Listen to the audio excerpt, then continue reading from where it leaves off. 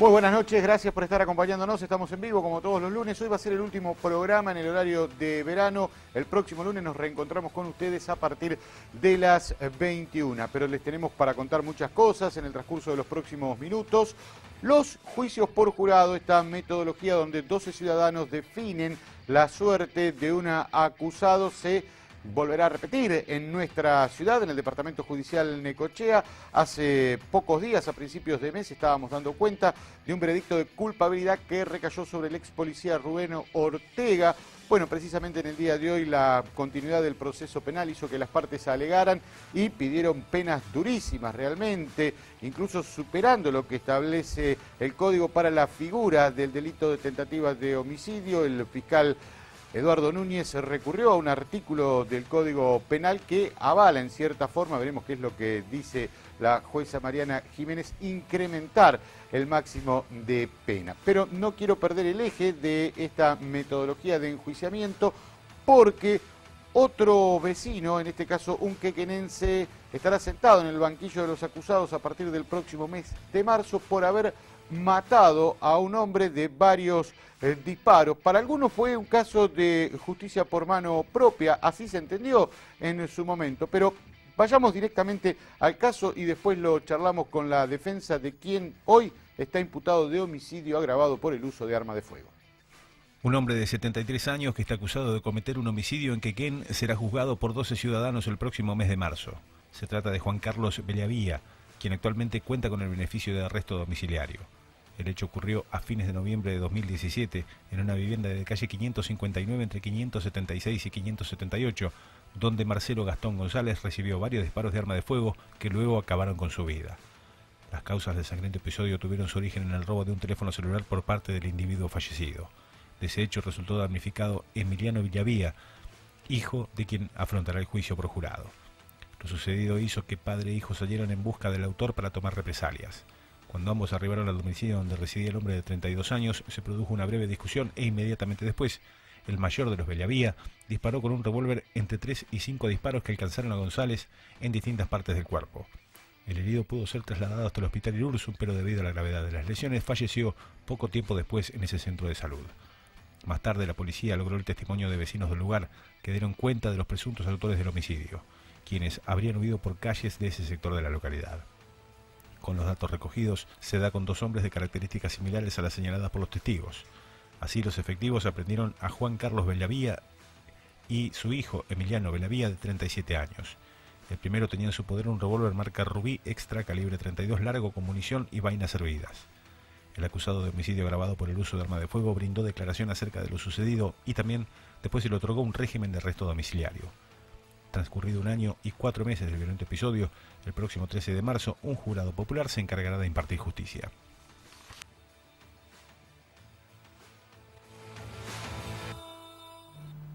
Y el encargado de asistir legalmente a Bellavía es el doctor Daniel Surgen, integrante de la Defensoría Oficial. Gracias por acompañarnos una vez más, doctor. ¿Cómo está usted? Gracias a vos, Gustavo, por la invitación. ¿Es un caso de justicia por mano propia? ¿Se tiene que entender así como ya han sucedido en otros casos? Por ejemplo, Pizzi, que a usted le tocó asistir y que un jurado popular decidió declararlo no culpable. Yo lo analizo más que justicia por mano propia, de hechos o casos en los cuales lamentablemente los vecinos tienen que interactuar con personas de mal vivir. Y cuando digo de mal vivir me estoy refiriendo a una persona que tenía una condena firme por haber matado a un vecino de la ciudad de Necochea con un arma de fuego, tenía condenas además por delitos contra la propiedad y porque específicamente el día de estos hechos el señor González Marcelo Gastón le había robado a Bellavía Emiliano, un chico discapacitado, el teléfono celular y además lo había golpeado, presuntamente con un palo de escoba, a Emiliano Bellavía. El padre va a recuperar el teléfono celular y en ese marco es que ocurre este hecho. Te agrego además que de acuerdo a las pericias químicas, el señor González Marcelo Gastón tenía una alcoholemia importante y además había consumido cocaína, es decir, una persona que consume alcohol y cocaína es una persona en un estado de agresividad y esa es la persona que tuvo que enfrentar el señor Bellavía Juan Omar, quien recurrió para recuperar el teléfono celular que le habían recuperado a su hijo. Ese es el caso que va a tener que resolver el jurado, un caso de interacción de personas de mal vivir que se enfrentan, los vecinos se enfrentan con este tipo de personas, y en ese marco es que se produce el fallecimiento del señor González Marcelo Gastón. ¿Era la primera vez que ocurrió un episodio de esta naturaleza o había un conocimiento previo tanto entre la víctima como el victimario? Emiliano Bellavía estuvo con González en el domicilio. Es cuando se produce la sustracción del teléfono celular, el cual va a reclamar Bellavía Juan Omar. La defensa ignora si existía un conocimiento previo respecto, un conocimiento personal. Claro. Sí, el señor Bellavía Juan Omar conocía perfectamente quién era González Marcelo Gastón, por eso cuando va a recuperar el teléfono celular va con un revólver, porque sabía quién era, los antecedentes penales, y que había matado precisamente a otro vecino ya de nuestro medio utilizando un arma de fuego. Y en ese contexto, lamentablemente, es que se produce la muerte del señor González Marcelo Gastón. Ahí, en mi caso, soy hombre de derecho. Ante una situación semejante, llamaría al 911, efectuaría la denuncia penal. Quizás para el señor Bellavía Juan Omar el teléfono celular era un objeto de un valor económico importante, es un jubilado, su hijo se dedicaba a la venta de salamines y embutidos en el puerto de Quequén, es decir, es una familia que no tiene recursos económicos para comprar todos los días un teléfono celular, y quizás lo vivenció como un hecho traumático. Y te agrego, Gustavo, que para Bellavía Juan Omar es un hecho excepcional, no es una persona que violenta, agresiva, que se dedique o que haya tenido otros episodios de esta naturaleza. Es un hecho que le tocó vivir, lamentablemente, por interactuar con personas de mal vivir, como lamentablemente le toca a muchos vecinos en el sistema social. Usted quiere fundamentar que el accionar de Bellavía fue haberse dejado llevar por los sentimientos y no reparar en que podría haber llamado primero al 911. Él fue a recuperar su teléfono celular, eligió ese camino, el teléfono celular de su hijo. De hecho, se lleva un teléfono celular, el cual le fue entregado por la señora Paola Díaz, que es la esposa del señor González Marcelo Gastón. Teléfono celular que no era el que le habían robado a Emiliano Bellavía, sino que era el teléfono de Paola Díaz.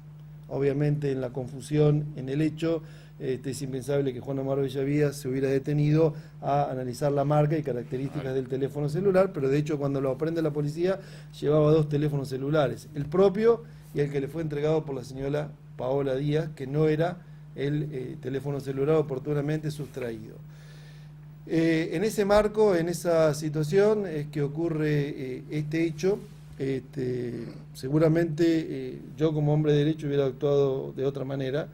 Él eligió ir a recuperar el derecho de propiedad de su hijo, el teléfono celular que le había sido sustraído, y en ese marco Juan Omar Bellavía da cuenta que fue víctima de un disparo de arma de fuego y que repelió la agresión en un estado de conmoción anímica importante, porque no es que Juan Omar Bellavía esté acostumbrado a vivir este tipo de hechos, y lamentablemente se produjo el fallecimiento del señor Marcelo Gastón González. Entre otras razones y fundamentos, usted elige un jurado popular porque entiende que 12 ciudadanos van a justificar su conducta y terminar declarándolo no culpable, insisto, con el antecedente de un episodio similar como fue el caso Pizzi.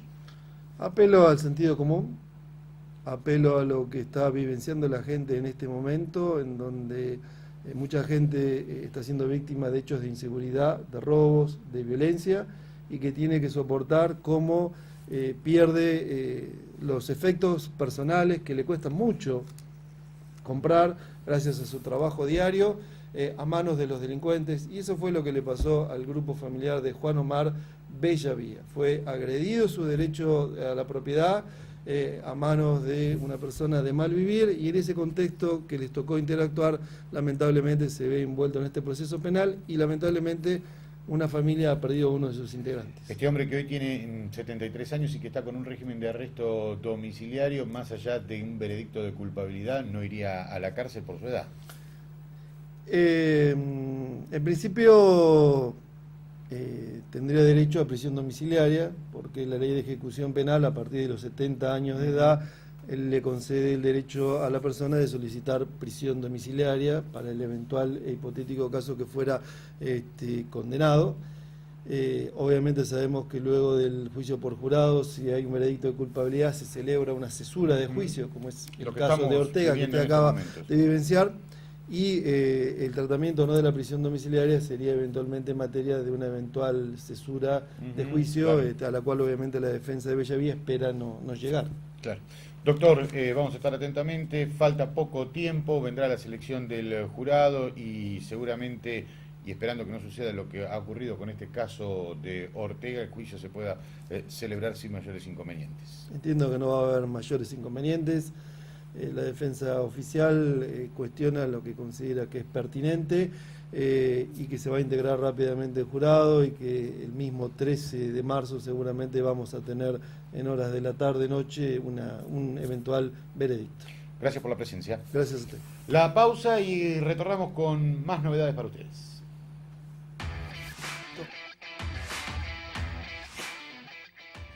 En el mundo de los negocios, siempre es bueno juntarse con un socio que te complemente, te ayude a crecer y te potencie para conseguir mejores resultados. Por eso nosotros también nos juntamos. FiberCorp, Personal y Telecom. Nos unimos para que puedas llegar más lejos, para ofrecerte soluciones a la medida de tu empresa y atenderla con la misma dedicación, ya sea pequeña, mediana o grande. Para que cuentes con la red de fibra óptica y móvil más moderna y confiable del país. Y puedas llevar tu oficina con vos, sabiendo qué pasa en ella en todo momento y en cualquier lugar, con la tranquilidad de que tus datos están siempre protegidos. Por eso nos unimos, para estar ahí cuando nos necesites. FiberCorp, Personal, Telecom. Nos unimos para acompañar mejor a tu empresa.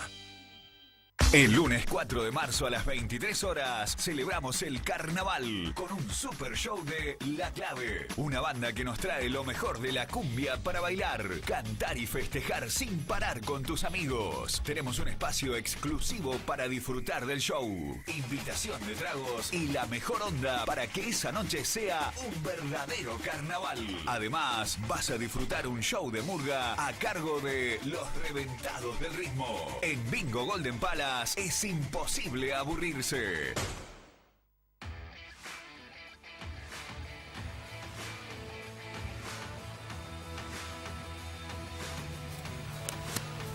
Seguimos avanzando, vamos al archivo reciente, estamos permanentemente siguiendo cómo evolucionan algunas causas, hechos graves, robos a mano armada que tienen como víctima a personas adultas mayores. Esto no debería suceder, pero en el contexto que estamos realmente ya no nos asombran episodios como el que sucedió en la mañana del 12 de febrero. Fue un martes muy temprano, un jubilado de 81 años fue sorprendido por dos delincuentes que no lo llegaron a golpear, pero le hicieron vivir un muy mal momento. Se aumentó considerablemente su presión arterial durante este atraco en el que le llevaron dinero en efectivo. Por ahora no hay ninguna novedad del paradero de los asaltantes.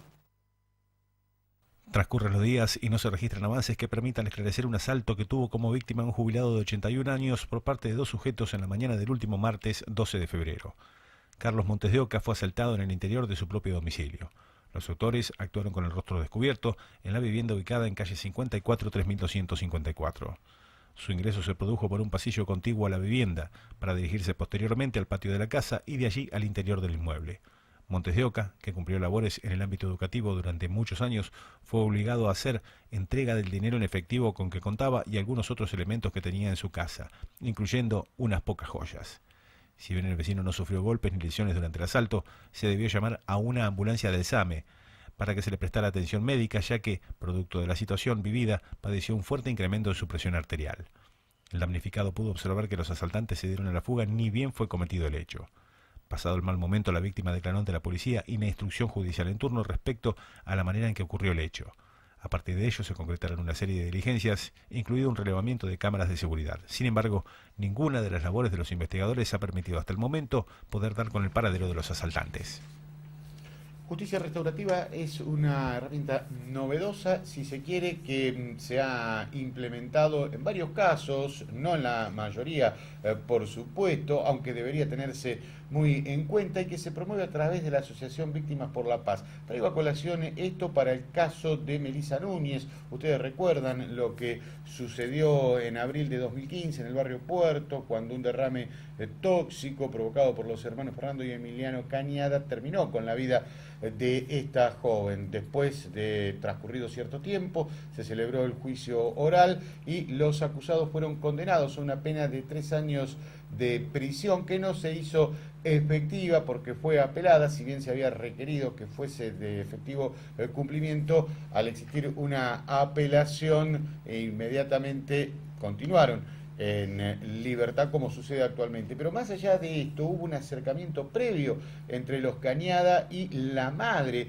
de la víctima, que resultó muy novedoso, a diferencia de episodios donde el resultado termina en muerte. Nadie arriesgaría, o por lo menos nadie estaría dispuesto, si se quiere, a perdonar a quien causó semejante tragedia. Pero este fue el caso que se conoció y que, por supuesto, llamó la atención en los medios y con su consecuente repercusión en la opinión pública. De eso vamos a dialogar con quien asistió a la madre de la víctima, la doctora Florencia Angeletti. Buenas noches. ¿Cómo te va, Gustavo? Buenas noches. Estaba mirando las imágenes, algo que parece tan lejano y tan imposible, bueno, concretado. Justo te vengo a hacer la invitación, que acá te la dejo. Muchas gracias. Para, dentro de la justicia restaurativa y de las condiciones que tenía esa especie de acercamiento, el último paso era inaugurar como un monumento, un recordatorio sobre Melissa y sobre todas las víctimas del barrio. Así que bueno, el domingo 3 a las 11:30 de la mañana lo estamos inaugurando. A ver si ahí se ve el folletito. Sí, es el Paseo por la Paz en la Plaza de los Niños en Quequén, que bueno, que va a recordar esta tragedia y va a poner punto final a que ese barrio se instalen empresas con agroquímicos o agrotóxicos. Y bueno, es un renacer de Melissa y un paseo muy, muy bonito que embellece la plaza. Bueno, es una manera de recordar a esta joven que tenía toda una vida por delante, pero quiero marcar la cuestión del perdón por parte de la madre de Melissa hacia los acusados, previo, me imagino, una serie de encuentros antes de haberse iniciado el juicio oral. Un solo encuentro que bastó para ver lo que recién veíamos y vivirlo, vivenciarlo, que fue 2 personas arrepentidas. Y vuelvo a reiterar conceptos que ya he dicho acá, que la justicia restaurativa no es abolicionismo. Es solamente si 2 personas están resociabilizadas, busquemos hacer una pena que nos sirva, como fueron los 10 años de inhabilitación para ejercer en este tipo de industrias, los 4 años de condena que tienen. Y lo más importante que pasó entre Mercedes y los hermanos Cañada es la relación que siguió después de eso. Porque en noviembre fueron a Corrientes a correr la Maratón por la Paz. Mercedes le ofreció quedarse en su inmueble a Fernando. Fernando aprovechó porque conoció a los otros hijos de Mercedes, a los que también fue a pedirles disculpas, perdón. Fueron juntos al cementerio. Este fin de semana estamos haciendo el encuentro de pensamiento penal, que es nuestro encuentro anual, y van a participar Mercedes y Fernando. Van a descubrir la placa de este Paseo por la Paz, los hermanos Cañada y Mercedes. Entonces, se tejió una relación entre ellos que se había roto por el delito, obviamente, y eso es lo que busca hacer la justicia restaurativa, restablecer las relaciones sociales. Pero para eso tiene que haber voluntad de ambas partes y eso no se consigue de un día para el otro. No, y tiene que haber multidisciplinas también. Si las multidisciplinas no las podemos tener, psicólogos, asistentes sociales, los profesionales del derecho tenemos que entrevistarnos con estas multidisciplinas para poder ayudar, para poder cooperar con esa relación rota por el delito. Los costos... Obviamente que no todo es restaurativo. No, claro, me han dicho, ¿y cómo restaurás un abuso? Sabemos que hay ciertos delitos que es muy difícil restaurar. Precisamente eso le quería preguntar. ¿Qué otro tipo de experiencias hay que usted tenga conocimiento de que la víctima haya perdonado al victimario, o en este caso los familiares de una víctima fatal? En Víctimas por la Paz, justamente, está lleno. El primer caso que inaugura Víctimas por la Paz, o casi el primero, fue Sergio de Tandil, que en este momento no me acuerdo el apellido, pero ha salido muchos en la revista Para Ti, en la revista Gente. Un chico que le desfiguran al hijo casi al punto de la muerte, un grupo de menores. Lejos de, más allá que lo asistió médicamente y rezó por su hijo, porque es muy creyente Sergio, fue a buscar ese grupo de menores, los escuchó, por qué habían hecho eso, y bueno, en ese caso particular el grupo era muy vulnerable económicamente, entonces él puso una bicicletería que ya lleva 5 o 6 años, y hoy trabajan esos menores con él. Y muchos se recibieron de algo. Entonces, casos en Víctimas por la Paz hay un montón. De homicidio creo que hay uno más. El caso de Mercedes era importante. Y con respecto a restauración con adolescentes, ahora que está hablando de la baja de la edad de imputabilidad, en provincia de Buenos Aires, en San Isidro, entre el municipio y el Colegio de Abogados de San Isidro, armaron como un centro de justicia restaurativa juvenil. Es la justicia que se viene, por lo menos para la mitad del índice de los casos que tenemos. Ahora, ¿qué incidencia tiene esto en cuanto a un proceso penal? Porque más allá de que alguien perdone a quien generó un daño o una muerte, esto está por fuera de lo que es la legislación penal. Sí y no, porque el caso testigo podemos citar este mismo, donde la doctora Gabriele comienza con un homicidio doloso, sí, doloso, pero después de 25 años. Claro, sí, pero ella pero durante el debate se demostró de que había una negligencia, que no había la intención de causar la muerte, por lo menos. Pero la Fiscalía puede no verlo o puede así no entenderlo. La Fiscalía podría haber visto un dolo eventual y se convenció por lo que vio. Y también te agarra una cuestión de conciencia, obvio. Yo creo que la doctora Gabriele se manejó con eso, de que no había gente que resociabilizar. Había que sacarle a lo que se estaban dedicando, porque tal vez no estaban del todo preparados, y había que sacar ese depósito de ese lugar.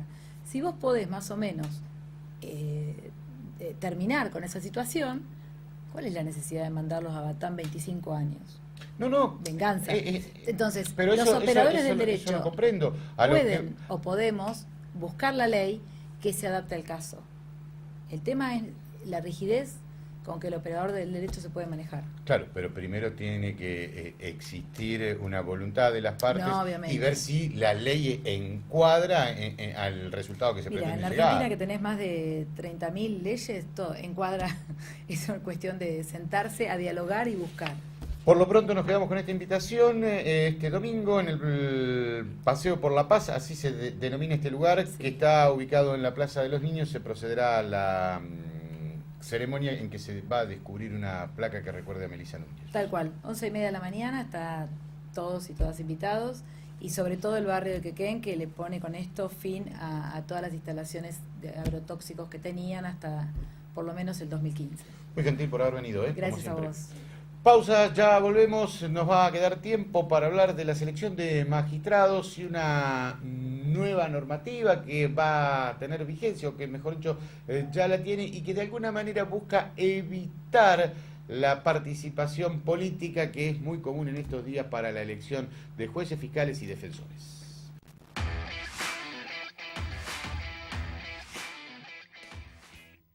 Contactarte con Cablevisión y Fivertel ahora es más fácil. Porque valoramos tu tiempo, ponemos a tu alcance múltiples formas de contacto para que elijas la que te resulte más cómoda. Atención telefónica, redes sociales, correo electrónico y acceso al sitio clientes para que puedas autogestionar tu cuenta, ver e imprimir la factura, realizar pagos, chatear con un representante y mucho más. Todos los días, las 24 horas y sin moverte de tu casa. Con Cablevisión y Fivertel, disfruta más. Te recordamos que podés contactarnos e informarte sobre nuestros productos telefónicamente al 0810-122-2225. Por mail, escribiendo a clientes@cablevisión.com.ar o a través de nuestra sucursal virtual, ingresando en cablevisión.com.ar las 24 horas del día, los 365 días del año. Cablevisión.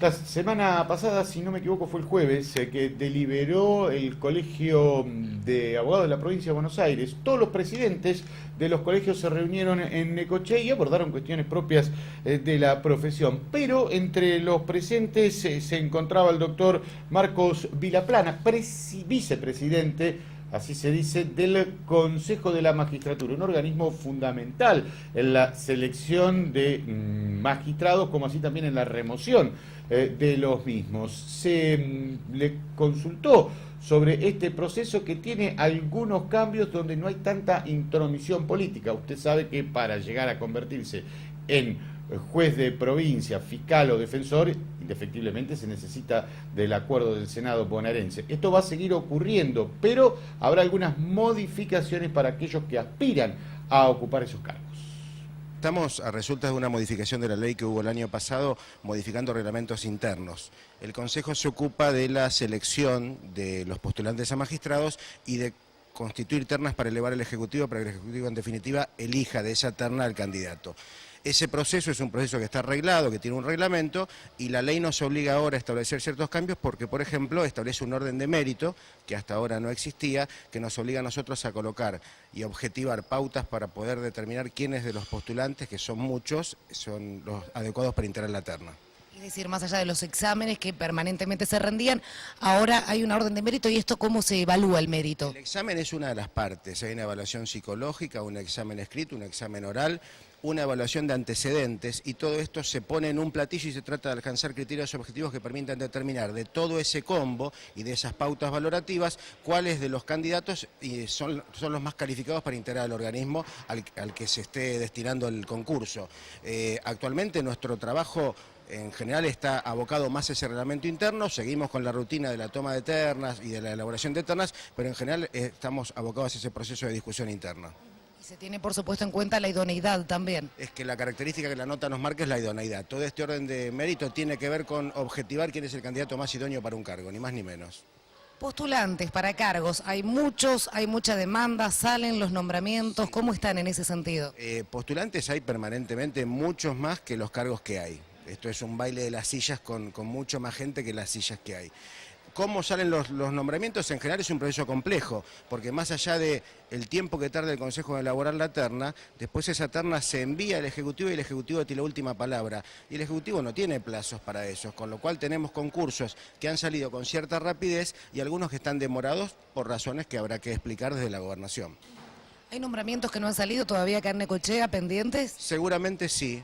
No es una cuestión puntual de Necochea. Claro que es un problema que se advierte en toda la compleja estructura de la justicia en la provincia de Buenos Aires.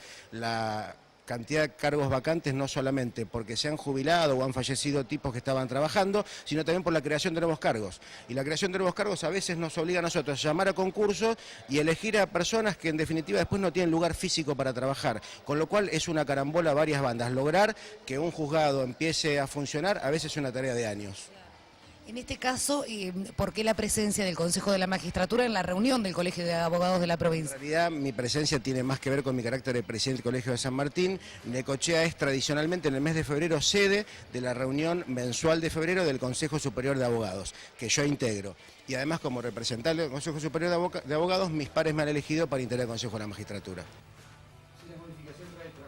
Bienvenida sea, y a propósito de los cargos que ya han sido confirmados pero todavía no se designaron en la práctica, hay un ejemplo concreto que es el del doctor José Luis Chipoletti. Acuerdo del Senado, firma del decreto por parte de la gobernadora para ingresar en funciones y estuvo vulgarmente durmiendo casi un año en la procuración su designación, cosa que finalmente va a suceder en la jornada de mañana a las 14:30. El doctor José Luis Chipoletti finalmente asumirá como fiscal previo juramento por parte de la fiscal general del Departamento Judicial Necochea. Con este dato nos fuimos y nos reencontraremos el próximo lunes, ya en el nuevo horario, el habitual, el tradicional, de las 21. Muchas gracias y hasta entonces.